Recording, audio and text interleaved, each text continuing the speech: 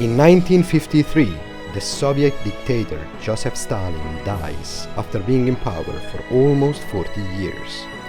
After a hard internal struggle, it is Nikita Khrushchev, representative of the reformist wing of the party, who succeeded him. In order to consolidate this leadership and burn the bridges with the past, during the 20th Congress of the Communist Party in 1956, Khrushchev puts forward a new expression, de-Stalinization. The Stalinist regime is labeled as a dictatorship based on the cult of personality, and the crimes perpetrated by Stalin are denounced. To move on, Khrushchev announces a series of reforms, such as the end of the Gulag system, freeing the political prisoners from the concentration camps. In the Eastern Europe countries of the Soviet bloc, the rise of Khrushchev is seen as the opportunity to open a new chapter and loosen the control imposed by Moscow. From the spring of 1956, the population of Budapest begins to demonstrate.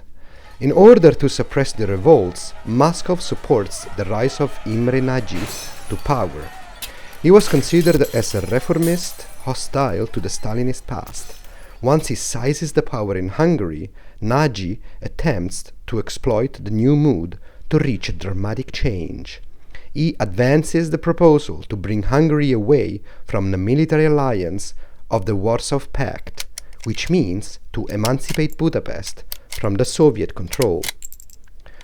For Khrushchev, Nagy's move is a threat that menaces to upset the balance of the Cold War in Europe, a threat to be avoided at all costs. The 4th of November, the Soviet tanks enter Budapest and the demonstrations are violently suppressed. Nagy is forced to withdraw his position and arrested immediately after. He will die in 1958, death sentenced by the communist leaders.